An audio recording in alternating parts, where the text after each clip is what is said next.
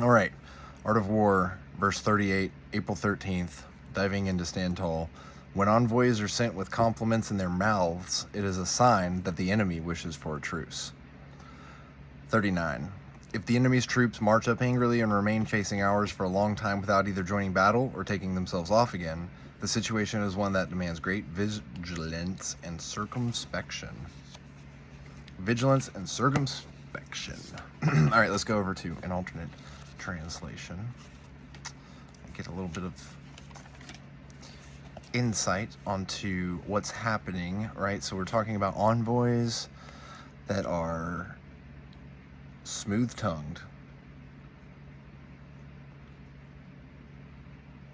Aha, okay. Master Sun says, those who come in a conciliatory manner want to rest. So that's quite different.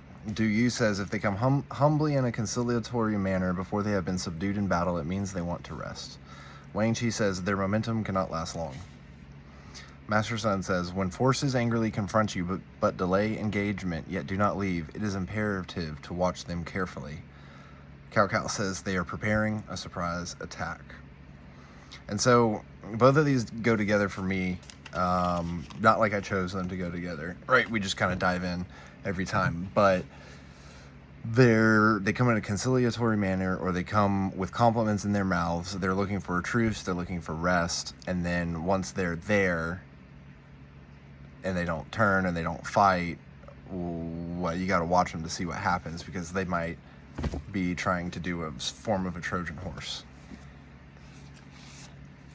All right, April 13th, out of the Daily Stoic by Ryan Holiday and Stephen Hanselman.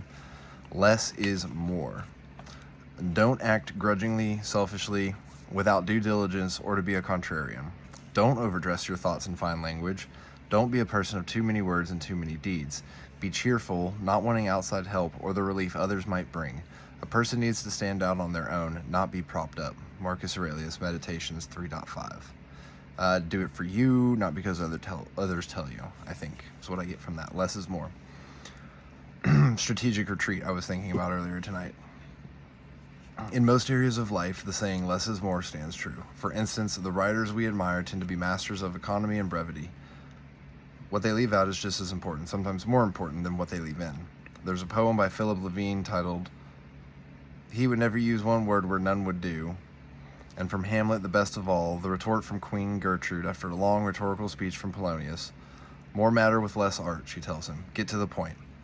Imagine the Emperor of Rome with his captive audience and unlimited power, telling himself not to be a person of too many words and too many deeds. Let that be a reminder the next time you feel self-indulgent or a little full of yourself, the next time you feel like impressing people.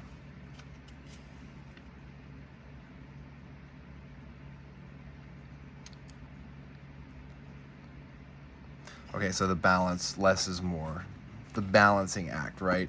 How often do you find yourself over complimenting, doing too much, being too nice, right? Less is more. Like sometimes you don't need to be too nice. You don't need to work out too much. You don't need to watch too much TV. You don't need to, less is more in every facet of life, because things, no matter what, can become an addiction.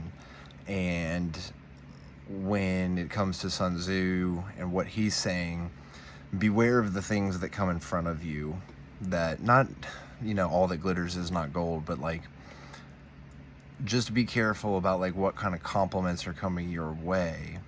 And in that vein, they're, trying to sell you something, or what are they really trying to accomplish? Because then they get close to you, and then that's when you need to watch them.